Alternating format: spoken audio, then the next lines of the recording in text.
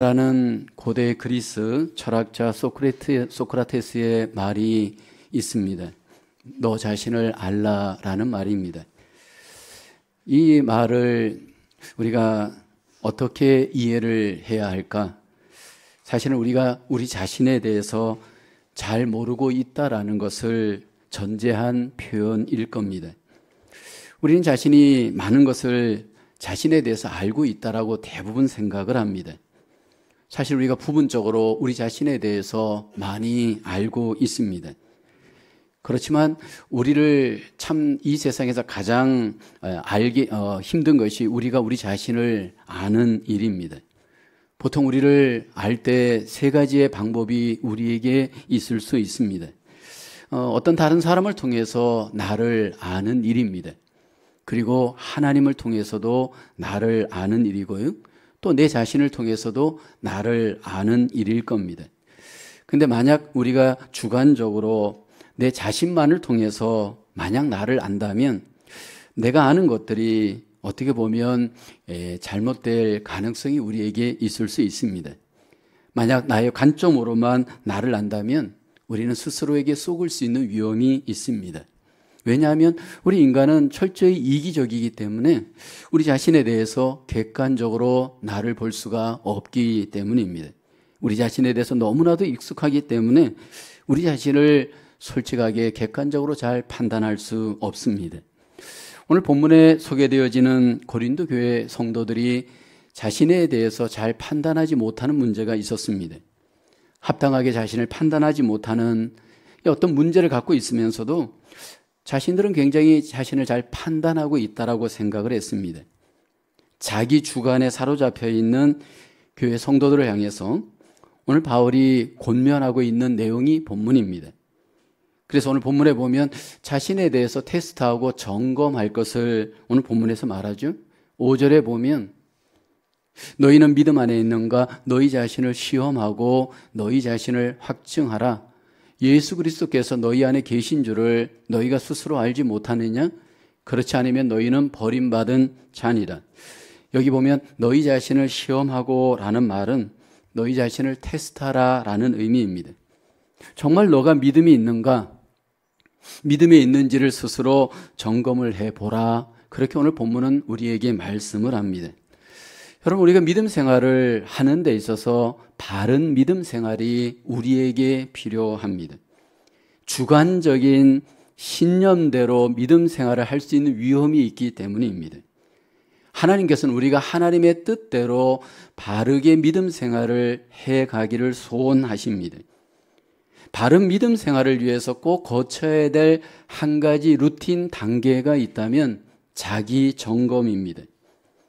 우리가 몸이 늙어가면서 가장 필수적으로 하는 일이 병원에 가서 점검을 받는 일입니다. 나는 건강하다고 생각했는데 병원에 가서 점검을 해보면 우리 안에 어떤 신체에 이상이 있는 것들이 발견되어집니다. 때로는 피에 혈압이 문제가 되기도 하고요. 심장과 같은 어떤 지체에 문제가 일어나기도 합니다.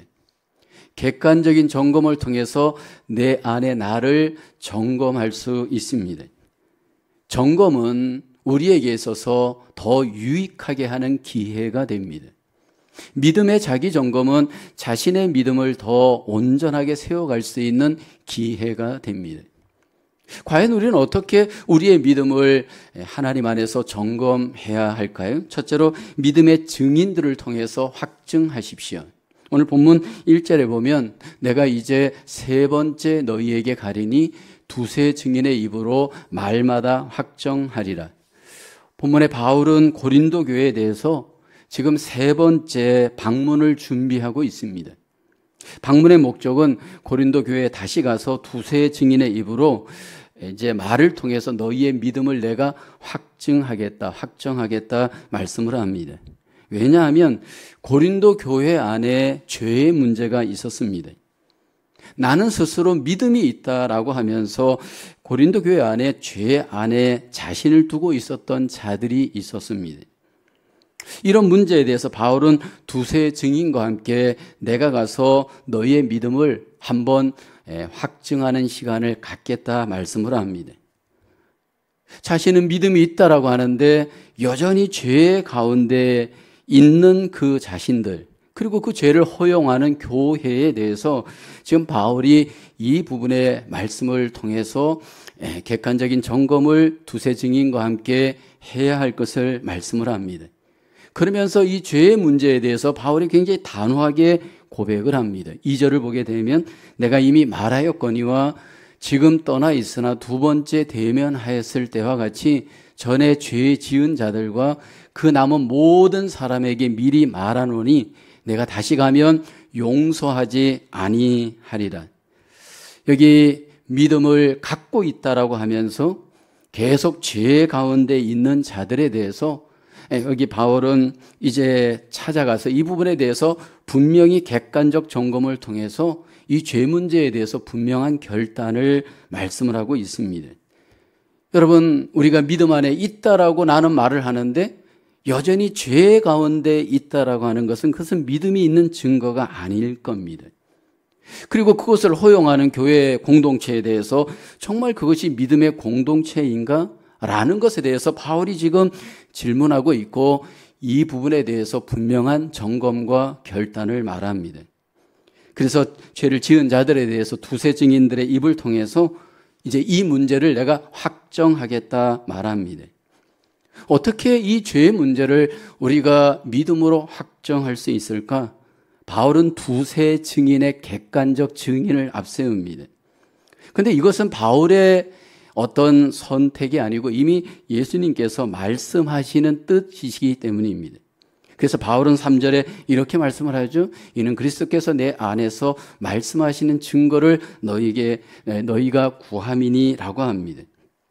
만약 교회가 믿음 안에 있다라고 하면서 계속해서 죄를 허용하는 사람이 있을 때 주님께서는 그 죄를 어떻게 처리하시기를 원하실까요? 마태복음 18장에 보면 예수님은 두세 증인을 데리고 가서 죄의 문제를 다룰 것을 말씀을 합니다. 마태복음 18장 15절 16절에 말씀하죠. 내 형제가 죄를 범하거든 가서 너와 그 사람과만 상대하여 권고하라.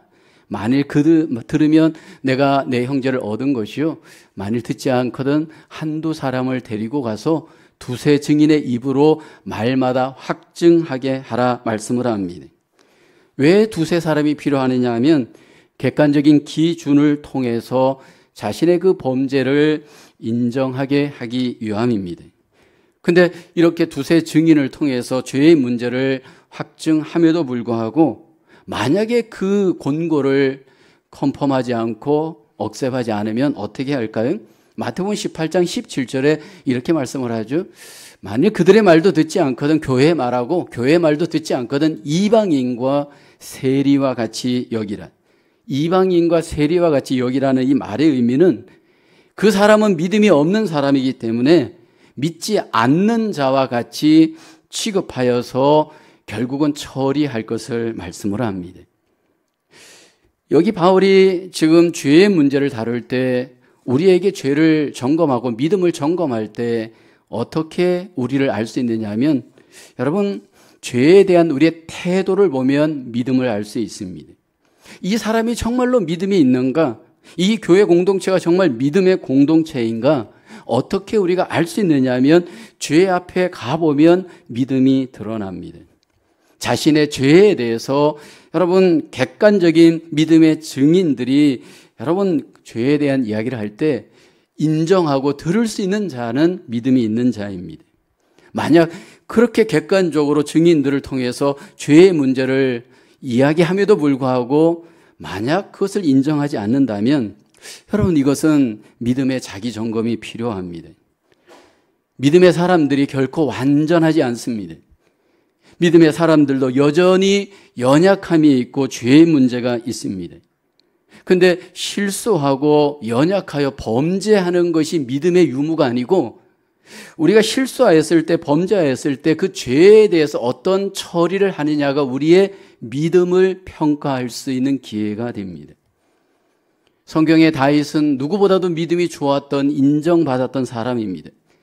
하나님의 마음에 합하였던 다윗이었지만 그의 믿음은 범죄합니다.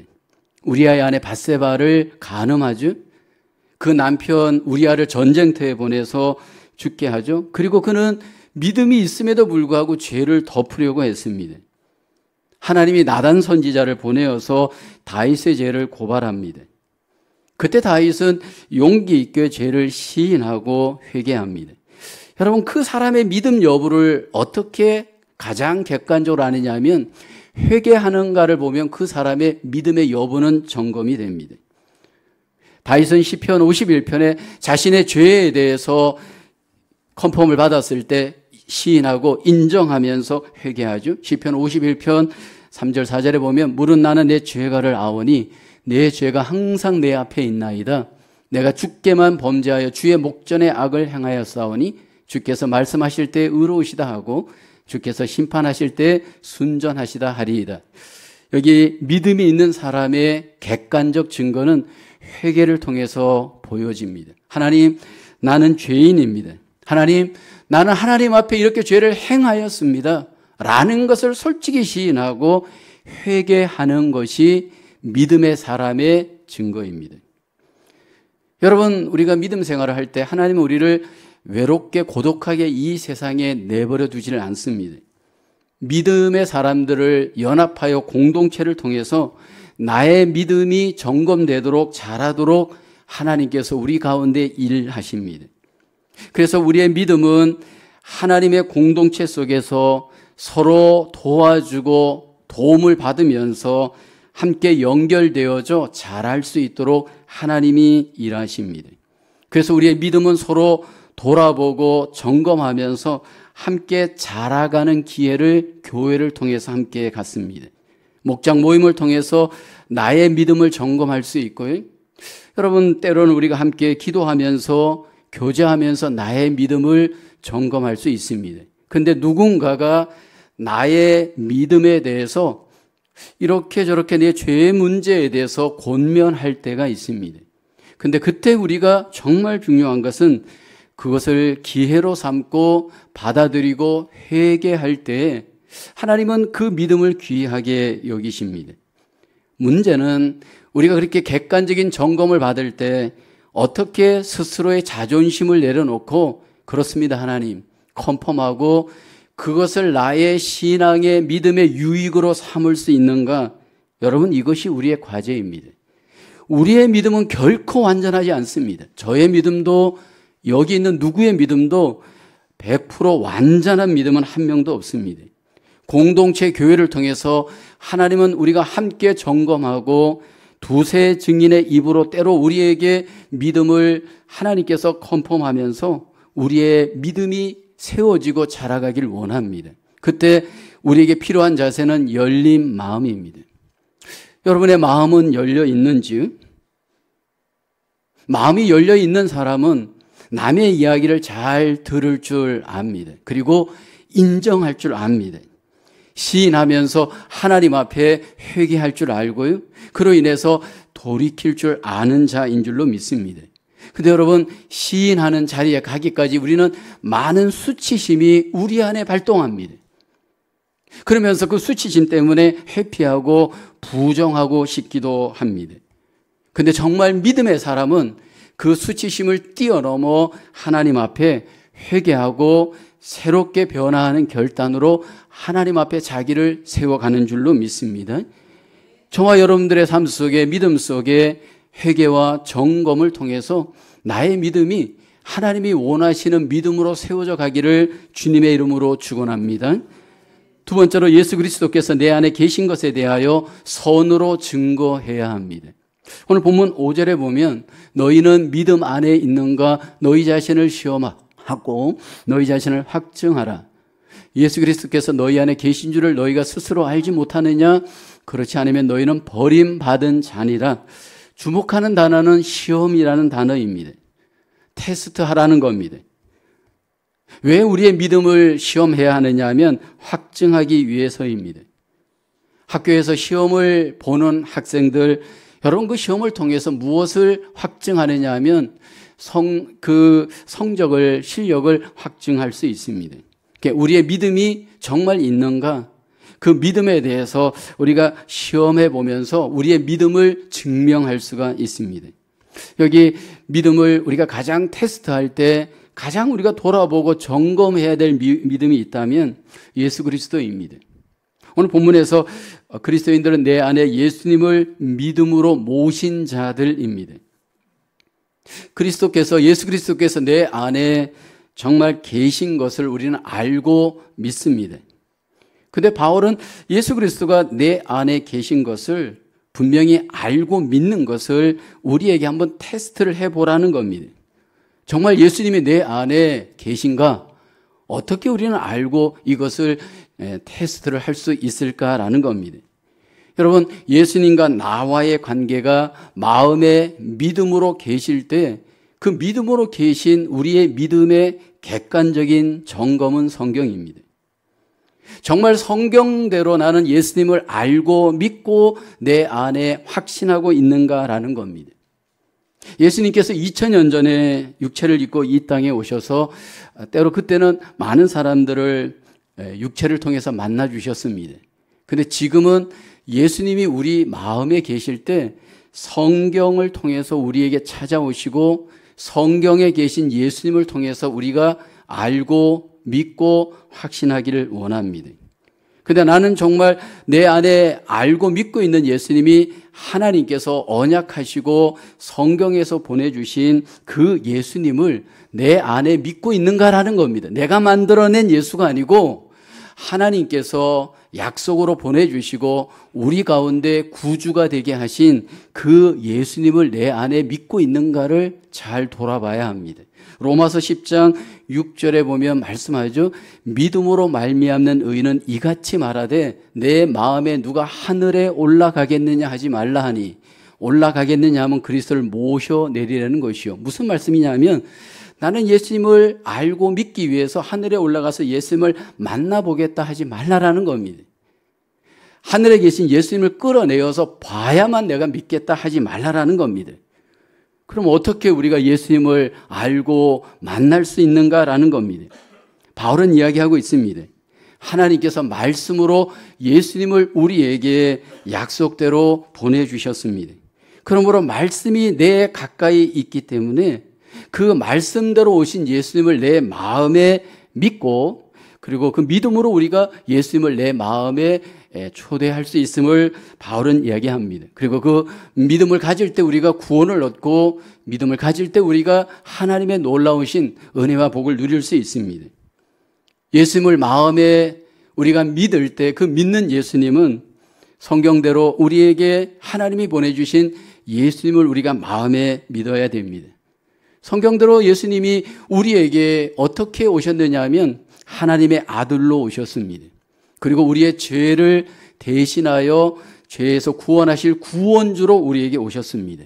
그리고 우리의 죄를 대신하여 십자가에서 죽으시고 사흘 만에 부활하셨습니다.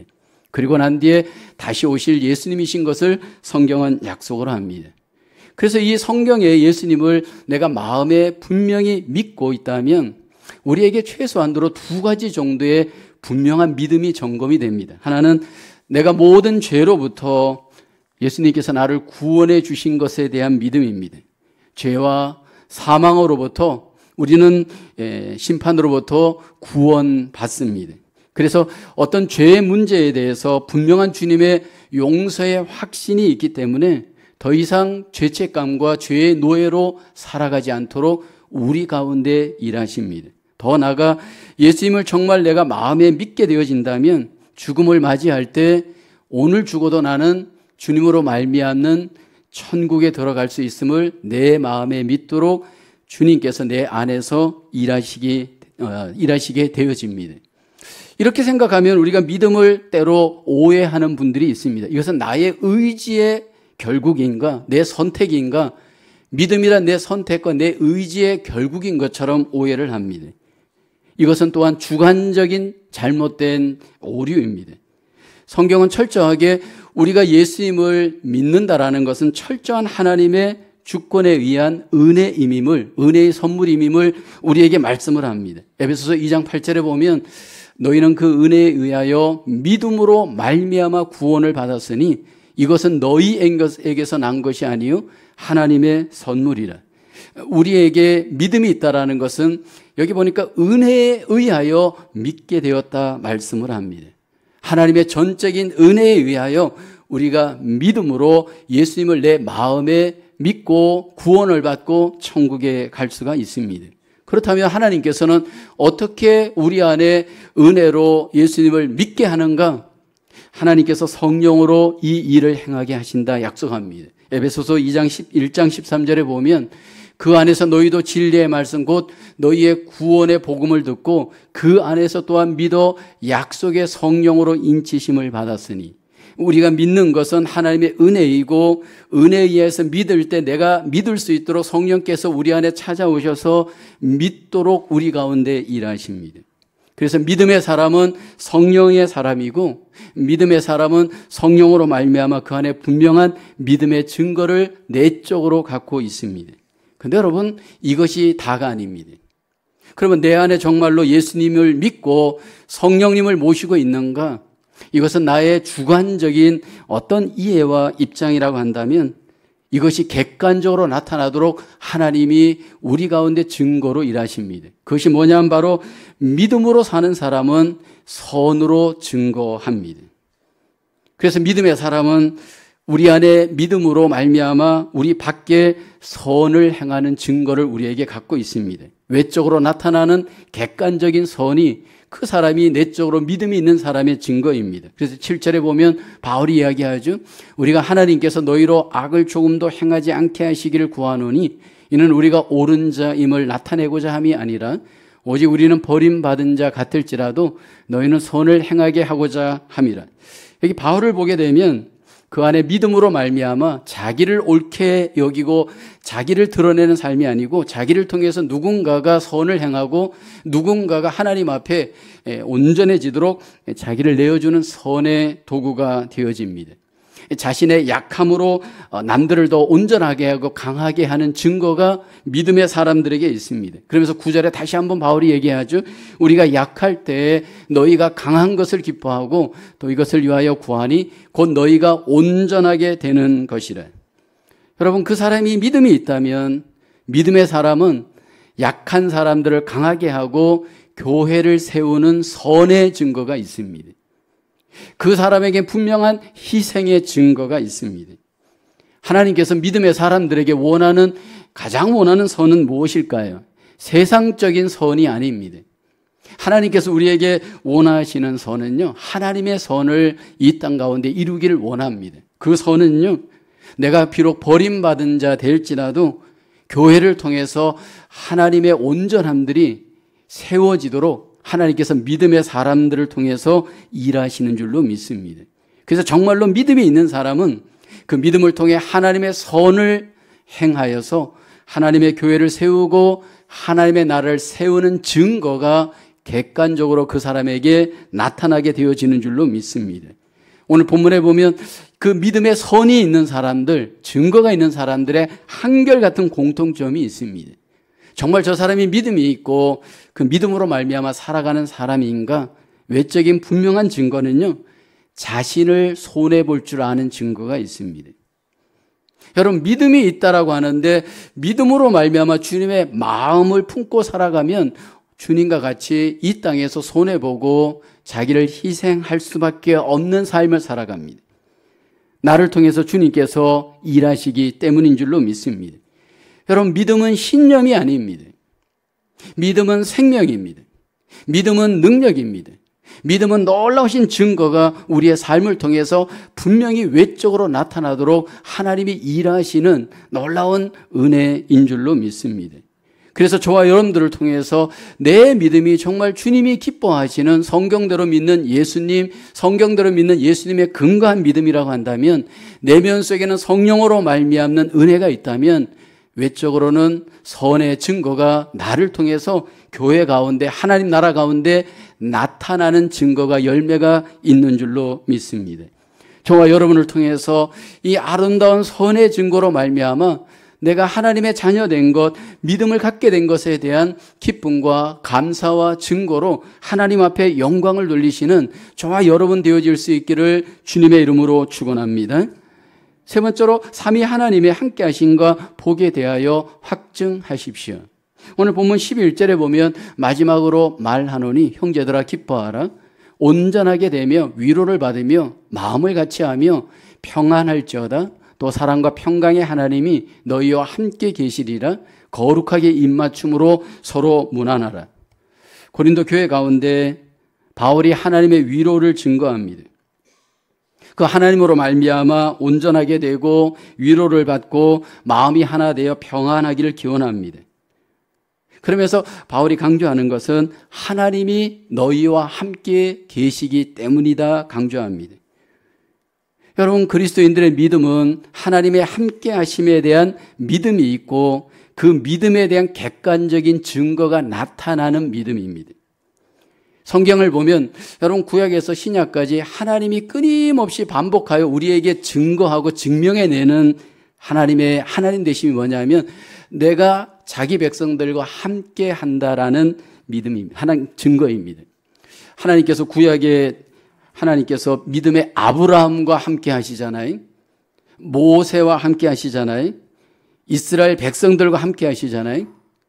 그로 인해서 하나님의 그 함께 하심으로 말미암아 승리케 하시고 함께 하심으로 말미암아 하나님께 영광을 돌립니다. 신약에 들어와서도 교회와 하나님이 함께 하십니다. 그 함께 하시는 하나님으로 말미암아 어떤 증거가 나타나냐면 승리의 증거가 나타납니다. 그러면 지금 나에게 하나님이 함께 하신다면 그 함께 하시는 하나님의 증거가 우리 가운데도 하나님의 함께 하심으로 나타나게 되어집니다. 그 함께 하신 하나님께서 우리와 함께 하시면서 그 함께 하심을 통해서 하나님이 가장 원하시는 뜻이 하나 있습니다. 함께 하신 하나님이 우리에게 가장 원하시는 뜻은 우리를 온전하게 하는 겁니다. 하나님은 우리를 위로하시고 우리에게 평강을 주시고 우리에게 복을 주시고 이 모든 목적을 통해서 결국은 우리 자신들이 하나님을 닮아 온전하게 되어져 가는 겁니다. 그래서 오늘 본문에 보면 온전이라는 단어가 소개됩니다. 여러분, 이 온전이라는 단어는 탈골된 뼈가 제 위치를 찾아 회복되다 의미가 있습니다. 죄로 말미암아 하나님의 형상을 잃어버렸던 우리에게 하나님이 함께 하셔서 이제는 그 모든 하나님의 형상을 닮아서 온전하게 회복되어지는 것, 주님을 닮아가는 것, 이게 하나님이 우리를 향하신 가장 함께 하심의 목적입니다. 에베소서 4장 13절에 바울이 이야기하죠. 우리 같이 한번 고백해 볼까요? 시작. 우리가 다 하나님의 아들을 믿는 것과 아는 일에 하나가 되어 온전한 사람을 이루어 그리스도의 장성한 분량이 충만한 데까지 이르르니. 믿음 생활의 가장 핵심 목적은 온전한 사람, 다른 말로 얘기하면 예수님의 제자로 하나님 우리를 만들어가길 원합니다. 함께 하신 하나님은 저와 여러분들에게 우리의 믿음을 무엇으로 측정하게 만드느냐 하면 너가 지금 변화되고 있느냐? 예수님을 닮아가고 있느냐? 그것을 보면서 우리에게 함께 하시는 하나님을 증명하십니다. 함께 하시는 하나님이 우리를 온전하게 하는 가장 중요한 채널 한 가지가 있습니다. 내가 믿음이 있는가 없는가 가장 객관적으로 나를 돌아볼 수 있는 타이밍이 있습니다. 그것이 언제냐면 고난 앞에 가보면 압니다. 하나님은 우리를 고난 가운데 때로 고난을 허용하시면서 하나님께서 우리를 함께해 가십니다. 그런데 우리가 생각하는 그 하나님의 함께 하심이 내가 생각하는 함께 하심과 좀 다를 수 있다는 것을 우리는 때로 잊고 삽니다. 예배 때 함께 하시고 기도 때 함께 하시고 묵상 때 함께 하시고 우리의 일상 가운데 함께 하신다라는 것까지는 이해하고 컨펌합니다. 그런데 정말로 고난 속에 하나님이 나와 함께 하시는가? 여러분, 이것은 믿음으로 내가 스스로 체험하여서 깨닫게 하시는 하나님의 뜻이 있습니다. 왜 하나님이 함께 하시면서 자기 백성들에게 고난을 주시고 여러 가지 불편한 그 삶을 허용하실까요? 때로 우리는 그 가운데 하나님이 나와 함께하지 않는다라고 생각하기도 하고 때로는 그 하나님의 함께하심을 의심하기도 합니다. 그런데 하나님이 우리에게 고난 속에서 가장 원하시는 목적은 우리를 단련하여서 온전케 하기 위함입니다. 로마서 5장 3절 4절에 보면 다만 이뿐 아니라 우리가 환난 중에도 즐거워하나니 이는 환난은 인내를, 인내는 연단을, 연단은 소망을 이루는 줄 알미로다. 그래서 믿음이 있는 사람은 고난 앞에 갔을 때 하나님의 연단의 목적을 알고 함께 하시는 하나님을 믿으면서 그 고난을 믿음의 기회로 하나님 앞에 자기를 세워가는 증거가 있습니다. 그 대표적인 사람이 바로 구약의 욥이잖아요. 욥은 하나님의 함께 하심을 고난 속에서 경험하고 고난 속에서 마침내 증거해냅니다. 한꺼번에 10명의 자녀를 다 잃어버립니다. 모든 재산을 다 잃어버렸습니다. 그리고 몸에는 심한 병을 앓습니다. 그뿐만 아니라 사랑했던 아내는 떠나가고요. 관계를 맺었던 친구들은 와서 욥을 정죄합니다. 하나님이 함께 한다면 어떻게 이런 고난이 나에게 있을 수 있을까? 철저히 고립되고 고난의 정황을 맞이했을 때 여러분 그 사람의 밑정서에 흐르고 있는 솔직한 내면을 볼 수가 있습니다. 근데 욥은 그 가운데서도 하나님의 함께 하심을 믿고 거기에 더 나가서 하나님의 뜻을 믿잖아요. 욥기서 23장 10절 11절에 그런 고백을 해요. 그러나 내가 가는 길을 그가 아시나니 그가 나를 단련하신 후에는 내가 순금같이 되어 나오리라. 내 발이 그의 걸음을 바로 따랐으며 내가 그의 길을 지켜 치우치지 아니하였고. 이게 믿음입니다. 여러분 우리가 믿음이 있다 없다 이렇게 평상시에 나의 어떤 일상적인 삶에서 컨펌하는 것과 고난 속에서 하나님을 정말로 대면하여 경험하는 것과는 질적으로 다릅니다. 그런데 왜 하나님께서 함께 하시면서 이런 고난을 통해서 우리를 하나님께서 믿음 중에 견고하게 우리를 단련해 가시는가? 그것이 하나님의 우리를 창조하신 목적이고 뜻이기 때문입니다. 예수님의 성품을 닮아가고 예수님을 닮아가는 것이 하나님이 이 나라, 하나님의 나라의 고리입니다. 그래서 우리를 믿음 속에서 연단을 통해 그 믿음으로 자라도록 고난 속에서 우리의 믿음을 하나님은 컨펌하시고 연단해 가십니다.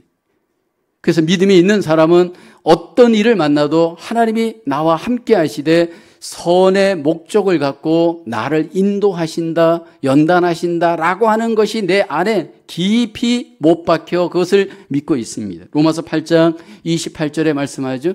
우리가 알거니와 하나님을 사랑하는 자, 그의 뜻대로 부르심을 입은 자들에게는 모든 것이 합력하여 선을 이루느니라. 여기 하나님의 뜻이 있습니다. 그 뜻은 선을 이루는 뜻입니다. 그 선이 무엇일까요? 하나님이 우리에게서 함께 하시면서 이루기를 원하시는 뜻은 그 28절 다음에 29절에 보면 이렇게 말씀하죠. 같이 한번 고백해 볼까요? 시작. 하나님이 미리 아신 자들을 또한 그 아들의 형상을 본받게 하기 위하여 미리 정하셨으니 이는 그로 많은 형제 중에서 맏아들이 되게 하려 하심이니라. 그 아들의 형상을 본받게 하는 것이 하나님의 선의 뜻입니다. 그래서 여러분 그 사람이 믿음의 사람인가 최종적으로 그 사람을 컨펌할 수 있는 가장 중요한 외적 증거는 이 사람이 교회를 통해서 믿음을 통해서 변화되는가라는 겁니다. 정말 예수님을 닮아서 그 성품이 변화되고 삶이 변화되고 있다. 여러분 그것이 그 사람의 객관적인 증거입니다. 욥과 함께 하셨던 하나님, 바울과 함께 하셨던 하나님은 여러분 우리를 변화시켜 갑니다. 그 변화시켜가는 것이 하나님의 하나님 되심의 증거인 줄로 믿습니다. 여러분 우리가 기억할 것은 특별히 하나님이 가장 우리를 변화시켜가는 시간이 고난 속에서 함께 하시면서 믿음을 갖고 우리를 변화시켜서 믿음의 사람들로 세워가게 하는 줄로 믿습니다. 오늘 저와 여러분 속에 그 하나님의 그 함께 하심을 다시 한번 확신할 수 있기를 주의 이름으로 축복합니다. 그러면서 바울이 강조하는 것은 그 함께 하신 하나님의 하나님 되심의 속성에 대해서 우리에게 마지막으로 컨펌합니다. 그 함께 하신 하나님은 삼위로 존재하시면서 일체가 되시는 삼위일체의 하나님이십니다.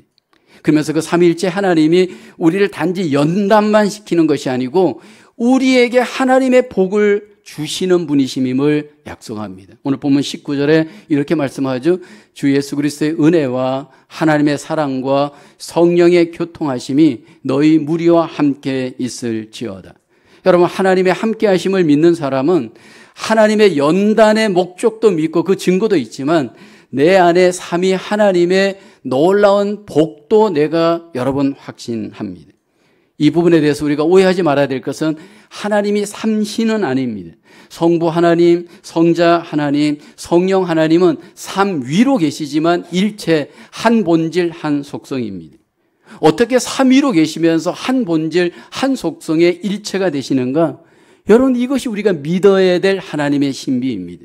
하나님이 그렇게 계시는 것 중에 가장 큰 이유 중에 하나는 그 하나님의 다양한 일하심과 은혜를 우리에게 나타내시고 우리에게 그 복을 누리게 하시기 위한 하나님의 뜻이 있습니다. 그래서 이 삼위일체의 하나님을 내 삶 속에서 믿음으로 객관적으로 경험하는 가장 중요한 시간이 하나 있다면 기도의 시간입니다. 여러분, 우리가 기도를 할 때 항상 삼위일체의 하나님을 염두에 두고 믿고 기도합니다. 먼저 우리는 기도할 때 성부 하나님에게 기도하잖아요. 예수님께서 우리에게 기도를 가르칠 때 성부 하나님을 아버지로 믿고 기도하라고 말합니다. 그리고 기도할 때 우리는 성자 예수님의 이름으로 기도하잖아요. 예수님이 우리의 구원의 중보자도 되시지만 기도의 중보자도 되시기 때문입니다. 그리고 우리 안에 계신 성령님께서 우리에게 기도할 수 있도록 우리 안에서 은혜를 주시고 믿음을 주시고 인도하십니다. 그래서 여러분, 교회 생활, 믿음 생활할 때 삼위일체 하나님을 알고 믿고 관계할수록 우리 안에 하나님의 위로와 은혜와 복을 풍성하게 누려가게 되어지는 줄로 믿습니다. 여러분, 인생은 연약합니다. 우리의 믿음은 부분적입니다. 연약하고 부분적인 우리의 인생의 한계를 하나님은 이미 아십니다. 그래서 교회를 허락하시고 우리에게 성경을 주시고 우리에게 교회를 주시면서 하나님의 그 자녀로서 믿음을 어떻게 주관적으로 객관적으로 하나님 앞에 우리가 증거하면서 살아가야 될지 우리에게 일하시는 줄로 믿습니다. 내 믿음이 하나님이 원하시고 기뻐하시는 온전한 믿음으로 점검하고 확증하면서 살아갈 때 여러분, 우리는 승리하며 살아가게 되어지는 줄로 믿습니다. 먼저 내 안에 계신 예수 그리스도를 여러분, 성경과 함께 특별히 믿음의 공동체와 함께 그 믿음을 점검하고 세워가기를 원합니다. 그리고 내 안에 계신 예수 그리스도를 말씀과 함께 다시 한번 컨펌하며 선을 통해서 증거하고 우리의 믿음을 세워가시는 저와 여러분 되어야 할 줄로 믿습니다. 무엇보다도 우리 안에 이 믿음이 삼위일체의 하나님의 그 놀라우신 함께하심과 복으로 인하여 더욱더 우리가 하나님 앞에 복된 믿음으로 세워가는 저와 여러분 되어야 할 줄로 믿습니다. 우리의 믿음이 하나님 안에서 더 온전하게 하나님이 기뻐하시는 뜻대로 세워져 영광을 돌리며 그 복을 누려가시는 저와 여러분 되어지기를 주님의 이름으로 축원합니다. 기도하겠습니다. 하나님, 은혜와 사랑을 감사합니다. 은혜를 베풀어서 우리에게 믿음의 선물을 주시고 예수 그리스도를 마음에 모시고 교회와 함께 우리의 믿음 생활하게 하심을 감사합니다. 하나님, 우리의 믿음을 교회를 통해서 잘 점검하며 확신하며 성경을 통해서 다시 한번 확신하며 증거하며 이웃들을 향해서 다른 사람들에 대해서 선으로서 하나님 앞에 증거할 수 있는 저희들 되게 하여 주시옵소서. 삼위일체 하나님이 나와 함께 하시면서 하나님 나의 기도에 응답하시고 나의 삶을 도와주심을 믿고 하나님 늘 그 믿음으로 하나님과 관계하며 믿음을 세워갈 수 있도록 은혜 베풀어 주시옵소서. 또 한 주간의 삶도 남은 생에도 하나님께서 기뻐하시는 믿음으로 승리하며 복을 누리며 하나님 앞에 영광 돌리는 저희 모두가 되게 해주시길 소원하오며 예수님의 이름으로 기도합니다. 아멘.